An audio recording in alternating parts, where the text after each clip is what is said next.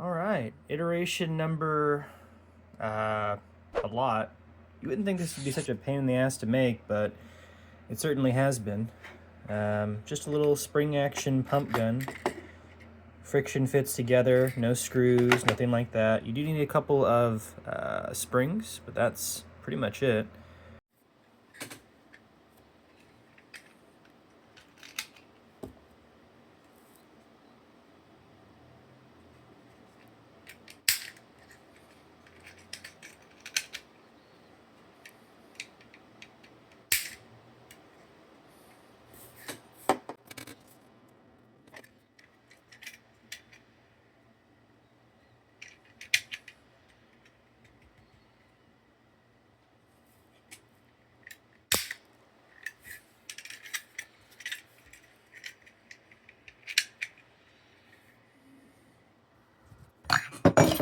Oh, I almost had an accident. Let's get this thing open. Yeah, okay. Probably need to print a phone holder while I'm at it, because this is pretty... Yeah, you can't pretty much see me doing anything. I'm just kind of popping this open. Like I said, it's just friction fit. It's kind of a peg and slot system. And so basically these are 4mm pegs. If you can see that here. Yeah, these are 4mm pegs, and the holes are roughly 1/5 of a millimeter wider. And I found, at least on my printer, that seems to friction fit just tight enough to still come back off again, which is great. If you do something like a 0.15 larger hole, then it will fit together very tightly, but it's very hard, possibly destructive, to get back off. And at like a 0.1, it's pretty much, you press it and like you're done. Like you're not getting it apart again.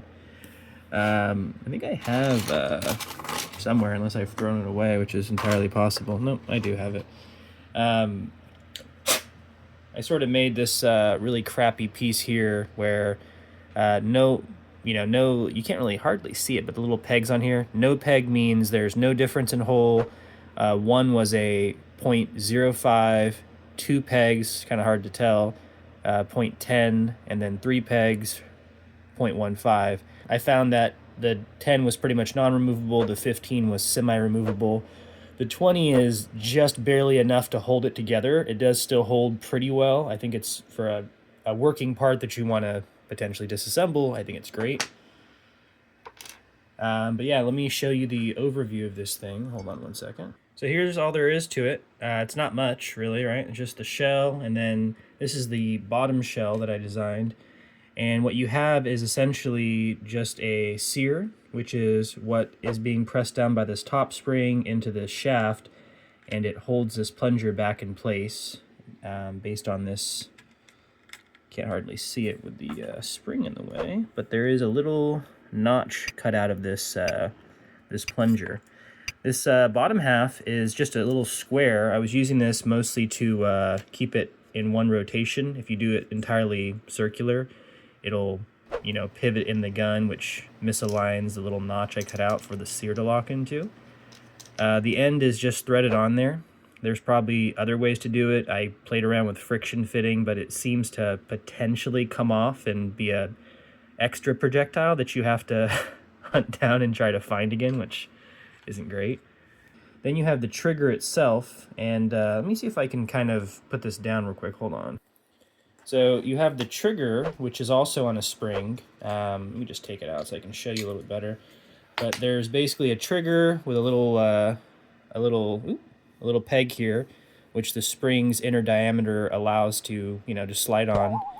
And then you see there's quite a significant fillet along this top edge of this. I found that the more severe the fillet, the more steep the longer the angle goes on for and curves down, the easier it is to push up the sear that's in place. Basically, the Julian! I don't know where I felt like I could get a little drink around here, do you, bud? The less steep, I guess, it is, the harder it is to push this thing up, because you're having to overcome, you know, the momentum of that spring all at once. Whereas if you have a longer travel, it's less tension pushing against the spring. It's like having a higher gear, basically. It's less work on the motor, or your finger in this case. Yeah, this thing just, ooh, out of frame. Hey, look at me, bad at filming.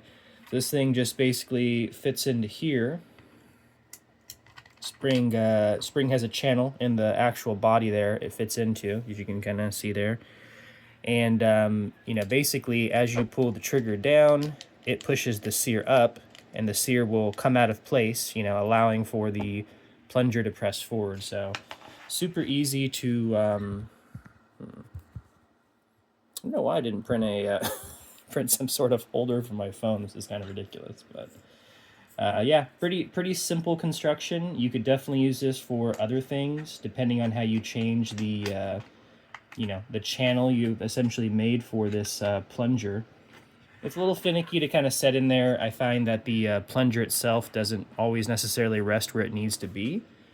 But usually, once you have it all lined up, and you want to make sure you have that notch cut out facing the top there, you just kind of press fit that together. It fits in quite nicely, but as you've seen, I was able to take it back apart. And then, you know, there you go. Holds in place, and bam. Yeah, you could change this to, you know, be like a dart gun or some other type of activation with a firing pin, perhaps, to, you know. But, you know, use responsibly, kids.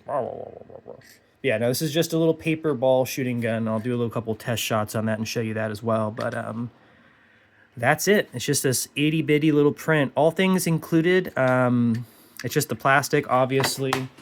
I went ahead and purchased a spring kit off of Amazon. Lovely filming, I know. Good lord. It's all in portrait as well.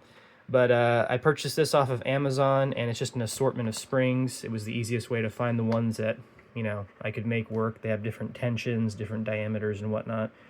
But yeah, this is a pretty fun project. You needed 2 springs. You could definitely redesign this so that it used more common, like pin springs or something else. But the plunger spring, you really would probably have to source specifically for this. But that's it. I mean, there's 2 springs, nothing else in here. It's all printed. This entire thing took about an hour to print. I'll probably put a time-lapse video in there as well, just because I can. My little printer has that now.